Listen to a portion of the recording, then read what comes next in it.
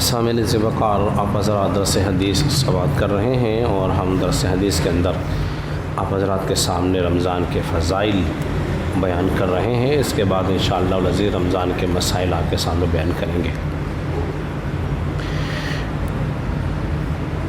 رمضان مبارک کے بے شمار فضائل احادیث مبارکہ کے اندر موجود ہیں۔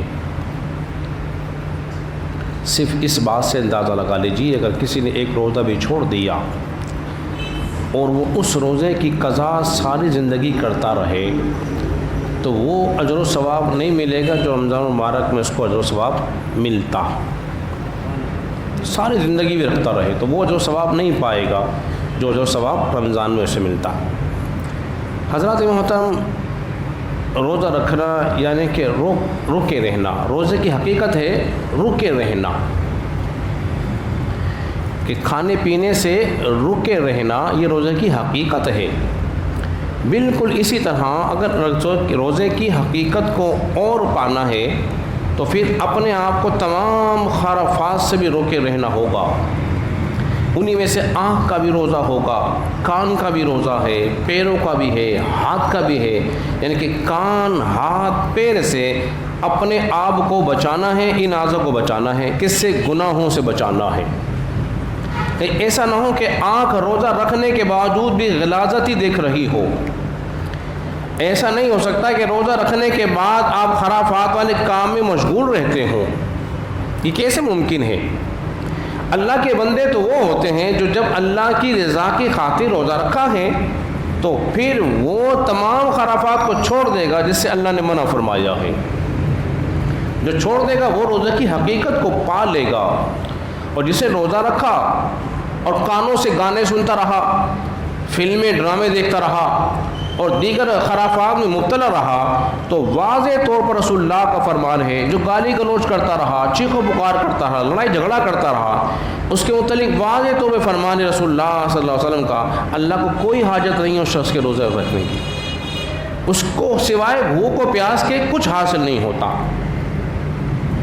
دیکھیے کہ جب اللہ تبارک و تعالیٰ نے حرام چیزوں کو منع فرمایا ہے، جو چیزیں حرام ہیں تو حالت روزے میں کتنی حرام ہوں گی؟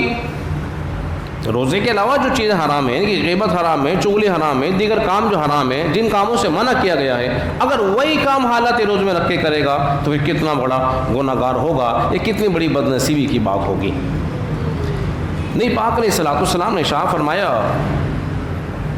کہ جب تک میں نہ کہوں نہ افطار نہیں کرنا۔ صحابہ کرام نے روزہ رکھ لیا، کچھ عورتوں نے بھی روزہ رکھ لیا۔ جب روزہ رکھ لیا تو حضور سے علیہ الصلوۃ والسلام سے اجازت طلب کی تو ہم نے فرمایا ٹھیک ہے، تم افطار کر لو، تم بھی افطار کر لو، تم بھی افطار کر لو۔ دو عورتیں آئیں، عرض کیا رسول اللہ صلی اللہ علیہ وسلم، ہم نے بھی روزہ رکھا ہے تو کیا ہم بھی افطار کر لیں؟ نہیں، پاک علیہ الصلوۃ والسلام نے چہرے کو پھیر لیا، انہوں نے پھر عرض کیا، آپ نے پھر پھیر لیا، 3 بار کہا نا، ان کا ہم نے بھی روزہ رکھا ہے۔ آپ نے فرمایا نہیں، تم نے روزہ نہیں رکھا، جبکہ روزہ رکھا ہوا تھا۔ فرمایا تم نے روزہ نہیں رکھا، انہوں نے عرض کیا رسول اللہ ہم نے روزہ رکھا ہے۔ آپ نے فرمایا تم تو گوشت کھاتی رہی ہو، تم تو گوشت کھاتی رہی ہو، پھر تمہارا روزہ کیسا رہا؟ ان کو کرنے کا حکم دیا گیا کہ جاؤ تم الٹی کرو۔ کیا دکھا کہ وہ گوشت کے ٹکڑے نکلے، گوشت کے ٹکڑے منہ سے باہر نکلے۔ فرمایا اگر یہ ان کے اندر تمہارے پیٹ کے اندر رہتے تمہیں جہنم کی آگ جلاتی۔ اگر تم نے روزہ رکھنے کے بعد غیبت کی، غیبت کرنے والا وہ تو اپنے مردہ بھائی کا گوشت کھانے والا ہے، تو پھر سے روزہ کیسے رکھا ہوگا؟ تو روزہ ہمیں درد دیتا ہے تقوی پرہیزگاری کا، برائیوں سے بچنے کا بہترین ذریعہ ہے۔ تو مجھے بتائیے اگر ہم روزہ رکھنے کے باوجود بھی وہ مختلف خرافات میں مبتلا رہیں تو پھر کیا ہمارا روزہ باقی رہے گا؟ سچ بتائیے ایمانداری سے، نہیں رہے گا۔ کسی نے پوچھا کہ بھائی بتائیے کیا فلمیں کوئی ٹی وی دیکھنے ٹائم پاس کے لیے ٹی وی دیکھ سکتا ہے؟ کیا روزہ ٹوٹے گا؟ عجیب سوال تھا۔ جواب یہ کہ روزہ تو نہیں ٹوٹے گا، ٹی وی دیکھنے سے روزہ نہیں ٹوٹتا، فلمیں اور ڈرامے دیکھنے سے روزہ نہیں ٹوٹتا، کوئی گانا بھی سن لے تب بھی روزہ نہیں ٹوٹتا، کوئی بیہودہ فلمیں بھی دیکھ لے تب بھی روزہ نہیں ٹوٹے گا، مگر اس کے روزے کی حقیقت کو نہیں پا سکے گا، روزے کی جو روحانیت تھی وہ اسے نہیں حاصل ہو سکے گی، سوائے بھوک و پیاس کے اسے کچھ حاصل نہ ہو سکے گا۔ تو ہمیں چاہیے کہ ہم روزہ رکھنے کے بعد تمام برے کاموں سے بچتے رہیں اور وہ کام کریں جو اللہ کے رسول نے ہمیں کرنے کا حکم دیا ہے، پھر ہمیں روزے کی حقیقت انشاءاللہ مل جائے گی۔ اللہ رب العزت کی بارگاہ میں دعا کریں، اللہ تعالیٰ ہم سب کو سمجھنے اور عمل پیرا ہونے کی توفیق